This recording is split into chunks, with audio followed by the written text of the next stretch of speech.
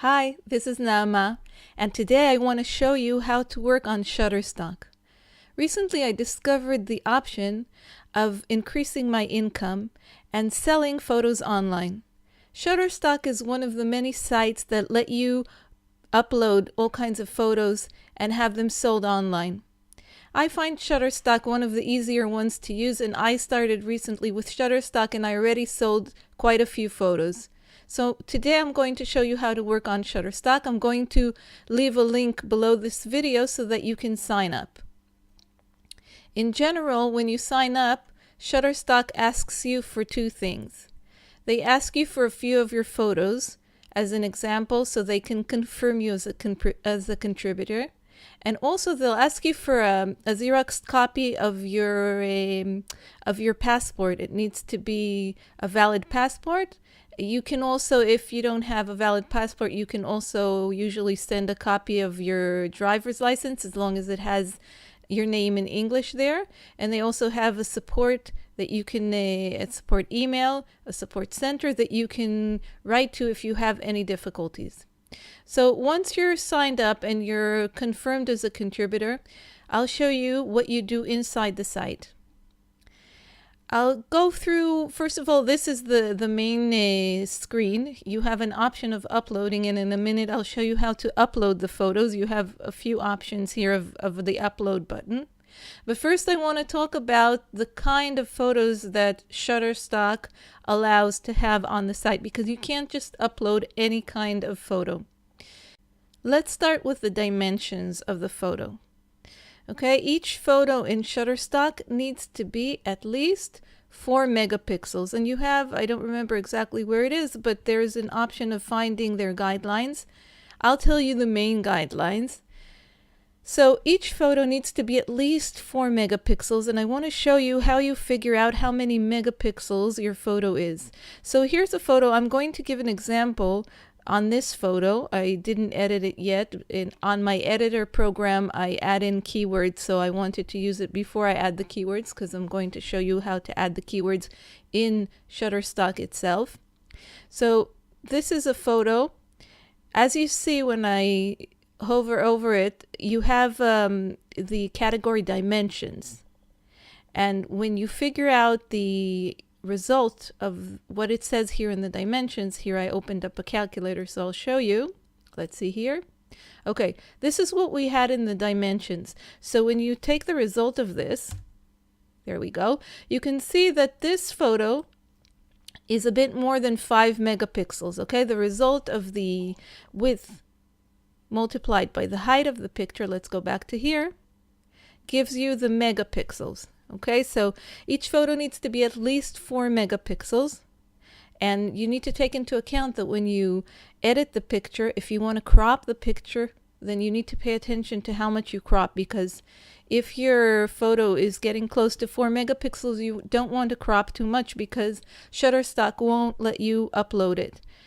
And basically, you can know what your, I take pictures with my phone, so I know that my phone is max 6 megapixels, but you can see what your camera does and know how many megapixels your camera takes, and then you can check how much the photo is. Now, me knowing that this is 5 megapixels, I know that I don't have a lot of cropping that I can do here, so I take that into account.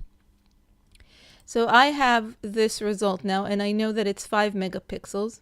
Let's go back to this page here. And in addition, I'll give you a few more things that they pay attention to. Obviously, there are a little bit more than that, but I'll give you the main ones. Basically, your photo needs to be focused. The main subject of the photo needs to be in focus. And it shouldn't be burned, like there shouldn't be too much lighting or too little lighting. It should be like not overexposure. That's the word that I was looking for. The picture should not be overexposured, and you shouldn't have too much noise in it, like over coloring, over saturation. But the main thing that you should pay attention to is the fact that Shutterstock, and also the other sites, I'm specifically referring to Shutterstock in this video, they don't allow you to upload pictures with logos and pictures with people who you could recognize. So about logos basically, if you can take them off in your editor, then you should take them off or not send a picture with a logo because the Shutterstock do not allow it. And also, if you have a person who is recognizable, they have a certain form that you can fill in. If it's a child, then the parents need to sign it also.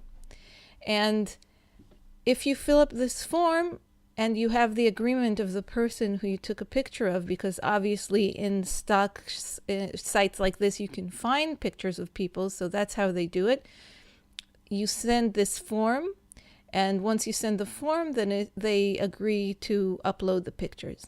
So let's start with how you upload a picture. First of all, I want to show you, I'll show you in a minute. Once I upload the picture, I'll show you where it gets to. So I'm going to choose this picture here that I said we'll work on. And what I did is I prepared, you can't read it because it's in Hebrew, but I prepared a file called for editing. And that's where I take my pictures from and move them into my editor. I'll make a separate video about that, but in general I have a folder. Every picture that I think, every photo I think that can be on Shutterstock, I put in that kind of folder. And I also have another folder where I send my pictures to be uploaded to Shutterstock once I edited them. So I have two separate folders on my computer. I have one for editing and one pictures that were already edited and pictures that I put my title in and my keywords in. But in a minute I'll show you how to put in the keywords through Shutterstock itself. Okay, so I have the area here. As I said, you have a few more upload options, but let's say I click here, and as you see, 4 megapixels, like I said, that's the bottom limit. So I'm going to go in, let's see where it is. I'm going to go into that specific folder that I just showed you. I'll be right there. Almost. Okay. So here I am in this folder, and the picture that I showed you is right here. And I click on it to upload it. I can upload a few. I don't have to upload only one. I can choose a few. It takes about a minute until the picture uploads. In a minute we'll have a button here that will help us, that will enable us to continue. There it goes. So once this next button appears here, and obviously we can have a few photos here, I click next and I go into this page. In a minute it will come up. Let's see. There we go. Okay, so I uploaded only one photo, so I have only one photo here, but let's say I would have a few photos here. So Shutterstock enables me to choose which photo to work on. So in order for me to work on this photo, I need to click here so that I get the options. See, once I click, let's unclick it. There we go. Okay, so these options here appear once I choose the specific photo. Now here I have keywords, a place to enter keywords, and I have a place to enter my description. That's the title of the photo, and also to choose a category. And as I said, releases are the forms that I was mentioning when you have a person that you can recognize. Obviously, if you upload a picture of someone's foot or someone's hand and it's not recognizable, then that's okay. But if, let's say, it's a hand with a specific ring or a specific tattoo that can be recognizable, then they don't allow it. So as long as it's not recognizable, then you can upload it. But if it's like a person or part of a person that can already be recognizable, they don't allow it. Unless, obviously, you add the release form. So in this case, obviously, I don't need a release form. This is a cake. There's no logo here, so it's not a problem. So let's start with the keywords, okay? I'm going to enter keywords. Now, the keywords are what helps a person search the site and find my specific photo. So obviously, if someone would go into a stock photo site, they would, let's say if they're searching for something like this, they would write all kinds of words that are related to that picture.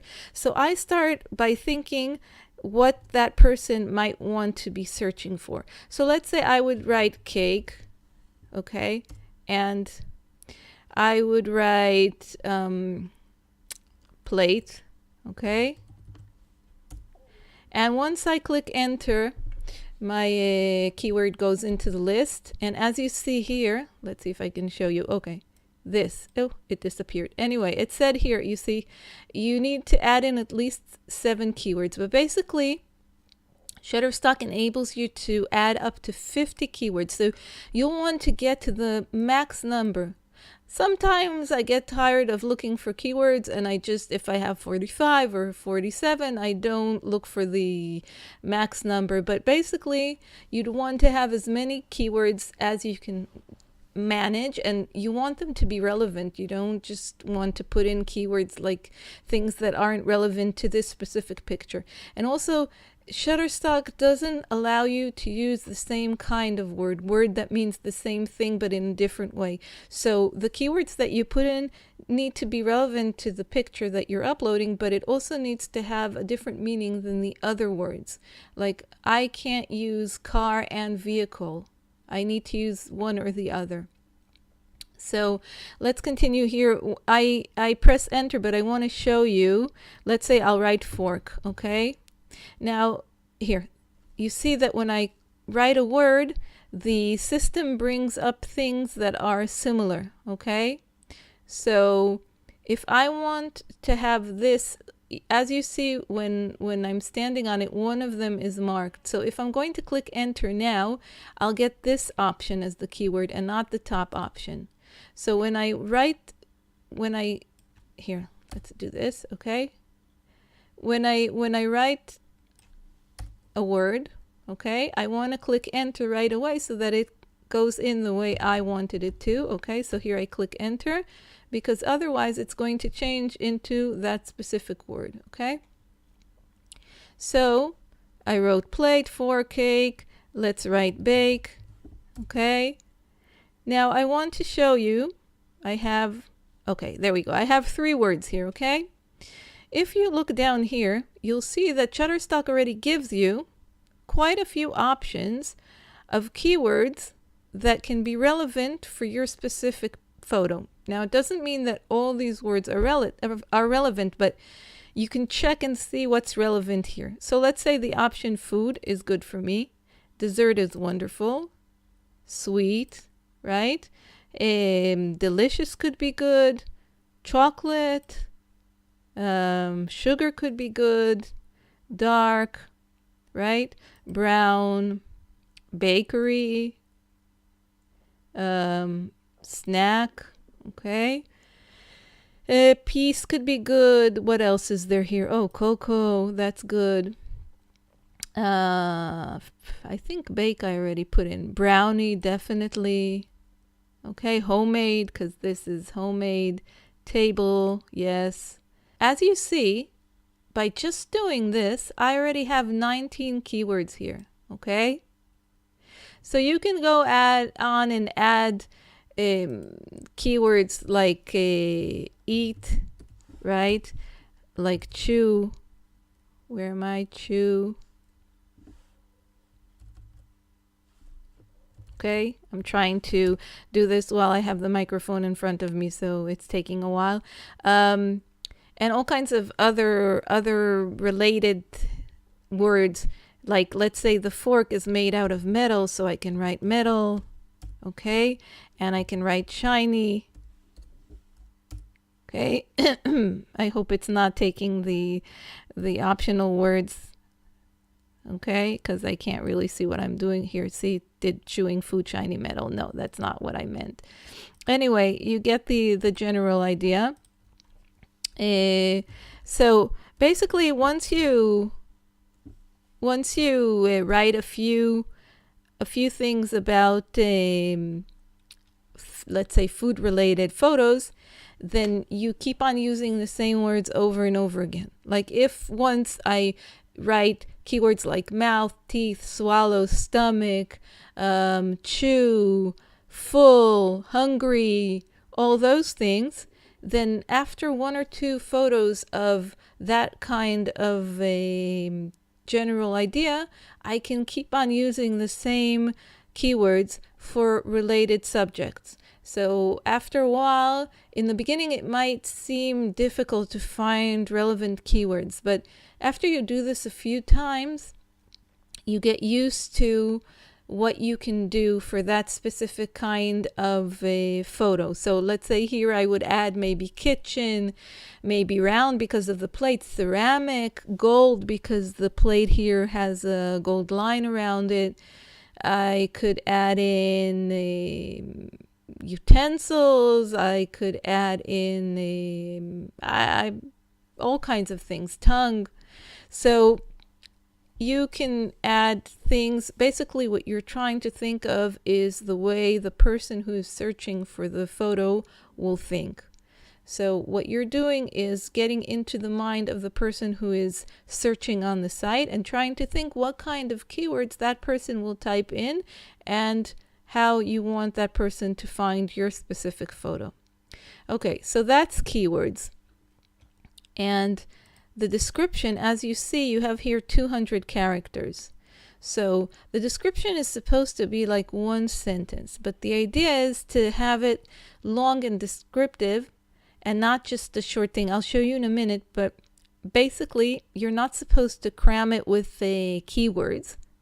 Like I'm not supposed to write tasty baked cake and all kinds of things like that. I'm supposed to write something that describes this specific photo.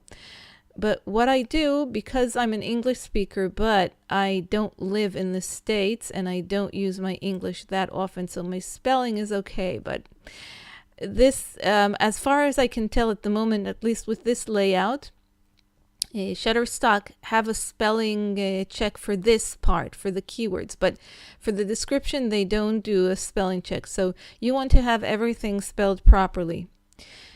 If I would have a mistake here, then once I would want to confirm it, or even before, I would have it marked in red and I would need to correct it. So because the description, as far as I can tell, doesn't have a spell check, I open up Word and I write my description here and then I copy it into Shutterstock. So you could write supposedly, let's go back to this photo. Supposedly I could call it, let's say, is that English? Yes. Supposedly I could call it cake on plate, okay? Now, there's something I want to tell you about the titles on Shutterstock and in general in these sites. They don't want you to write words like they ask you not to use those. So you try to limit all these little words like the, on, as much as possible, especially So I could call this picture, this photo, cake on plate, but whoever would do a search, cake on plate, they wouldn't necessarily find my specific photo because I'm not describing it well enough. So maybe I would say like brownies cake on, and here I would put like white ceramic and gold plate, okay? Brownies cake on white ceramic and gold plate with fork, okay? Or maybe with small fork. On wooden counter, let's say, okay? Now, because I'm filming this, it's hard for me to think of a more involved title, but if you'll check this title here, let's just copy it and paste it in the title right here, okay? Okay, so you'll see that we already have 81 characters. So this option, I took the capital here. This option is better than having cake on plate, obviously, okay? In a minute, I'll show you also titles that I gave to photos that I have online already, and I'll show you how I described something in a more involved way with using more words. But something I wanted to add that I didn't mention here when I did the keywords, colors are also something, colors, materials, all kinds of things like that are also a good option to add into the keywords. So if you have things that have colors in them like brown, gold, white, or all kinds of other colors, that's also an option to add into the keywords. So let's leave it at that, okay? And the category, there are a few options here in categories. Now, I'll show you soon how to add a Shutterstock allowed to have two categories, but in this place here where you add the photo to begin with, they let you add only one category at the moment. So afterwards, if you have a few options here, not necessarily, but if you see that you have a photo that can be relevant for two categories here, you can go in and add it. I'll show you soon. But let's say this is the most suitable for food and drink. So I choose the category food and drink, okay? And obviously, as we said, I don't need releases. So I'm going to leave the keywords at that. I'm going to upload it now to show you, but then I'm going to take it off because I don't want them to check it yet because I didn't edit it. So I'm just going to give you an example. I'll show you where it goes to, okay? Here, I want to show you. I have a few options in approval status. Approval status appears here, okay? In the option of images. So this is what I brought up. This is the screen. And in a minute, you'll see that when I confirm the editing of the photo that we did now, it will appear here. Okay, so all the batches pending approval appear here. So let's do, where was it? Here, this one. Okay, so we finished adding in keywords. We added in a title and we added the category. So we're good, and we did submit. Okay. And once we do submit, you'll see that it appears right here. Let's refresh this page. Okay, so here we go. Here is the photo, and if I want to see it, I click on the link below, and now I can see it. I can also delete it, which I'm going to do in a minute. Okay, but as you can see, this is the photo. It's waiting to be approved, and I have the keywords here, and I have the category. Okay, I'm going to delete it now. Okay, I'm going to confirm that I want to delete it. Yes, delete this photo. Okay. Now, I wanted to show you the rest of the options here. Here I have the approved photos. Okay, all the photos that already went through Shutterstock's system and got approved. So, if you remember, I told you that you can add a category. So if I click this link below, I can see all the photos. There we go. Okay. Now, when I click these photos, first of all, I have these pages here. This is the most recent. Okay. Number 4 is the most recent. Number 1 is the oldest. So I can go in and edit these photos even after they're online. Shutterstock lets me go in. Let's just choose one. Okay, obviously I can delete them, but I don't want to. Okay, so let's choose this photo as an example. So I can go in, I can change keywords. Okay, I can change the title, and in this case I added in already two categories, but obviously I can change them around. Okay, so I can do everything. I can also delete this photo, but in this case I'm not going to do this, obviously, so I just wanted to show you what I can do. So if you want to see the approved photos, obviously after you uploaded, you can go and see which photos were approved. So you go to your last page. In this case, let's say it's number 4 in my case. So if I want to see which photos were approved, I can go here and then I can see which are the last photos that were approved. Now, I personally suggest you have an app on the phone. And if you start working with Shutterstock, I suggest that you use also the app on the phone. For me, the notices from Shutterstock are much faster through the app. Let's say a photo is sold recently, yesterday actually, this photo was sold. So through Shutterstock, in their email updates, I don't get notices about photos that are sold. Previously, before I had the app on, I would go into the site and see if something happened, if a photo was sold. But now that I have the app, I get a notice right away. So if you start working with Shutterstock, I totally recommend to go and download the app. You can also upload through the app. I personally prefer doing all this through the computer. but it's great to have the notices. They also notify you through the app when your picture was looked at. Like if they don't necessarily tell you if it was approved or not, but you get a notice and you can go in and check. So I totally recommend that. Now, I wanted to show you the rejected photos because this is also important to know. Shutterstock also tell you which photos were rejected, but not only do they tell you, they also tell you why. So in order to see all the details and which pictures, I again click on this because otherwise they just have a general summary. And what's important about this is that you can see the reason of the rejection. And why is that important? Because sometimes you can fix it and upload it again. And I had many photos confirmed after I fixed a specific issue. So I wanted to show you this part of Shutterstock. If it's a matter of exposure or focus, I don't really work on it too much unless I can correct the exposure problem on my editor. This is a photo that I took when I just began to work on Shutterstock. I took this years ago. It's not even focused, I think. I didn't know how to focus. I didn't know how to do anything. But when I started with Shutterstock, I said, okay, which pictures do I already have? So I tried to edit this and I tried to upload it. So I just let it go because I know that it's on my phone and I won't be able to fix the exposure issue, at least not in an easy way. And focus, I also let go. This is one of the first photos I tried to take once I started with Shutterstock. So as you see, I have a few of those issues. And then here is an example of something that I fixed and uploaded again. When I uploaded this is a necklace that I got from my grandmother. It used to be my grandmother's. It's like a watch on a necklace.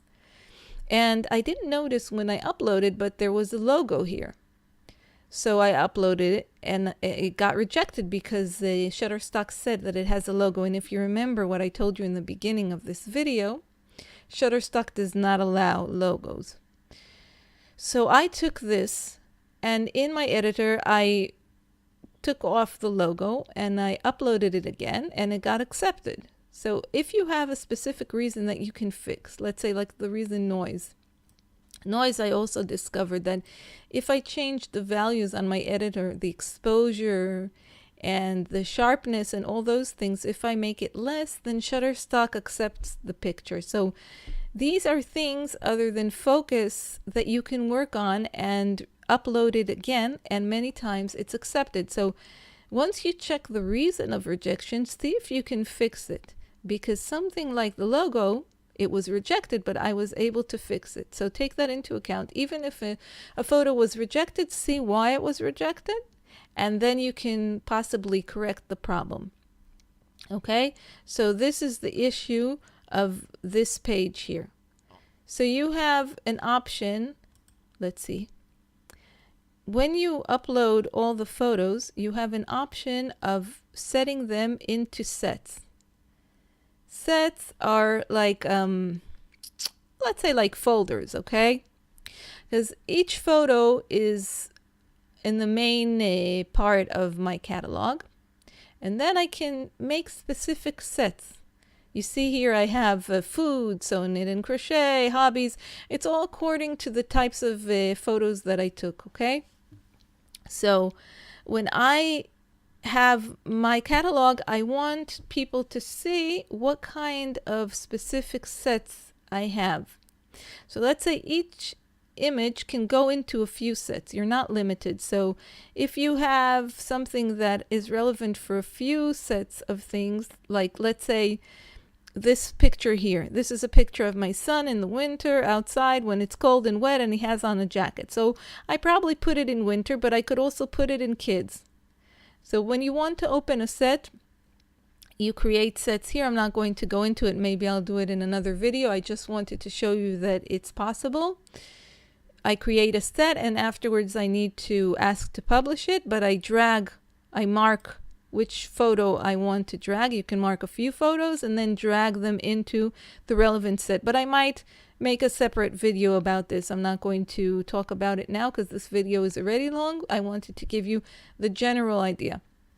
So I wanted to show you that these sets afterwards, you can see them here. This is my portfolio, but the way the customer sees it, okay? So when the customer sees it, the customer can look in my portfolio and they can see images. This is all the whole layout of images, and they can search for popular and best match, etc. And they also can ask for sets, okay? So once they ask for sets, then they get a list of sets, and then they can see according to subject if they're looking, let's say they're looking for something specific, like here, let's see. Okay. Maybe kitchen. Okay, there's 16 pictures in kitchen. So they're looking for something specific like kitchen, so they can go in and see my pictures in kitchen. Okay, so they get a suggestion from me with all my pictures that are related to kitchen, things that I put in sets. Okay, so this is what sets lets you do. Okay.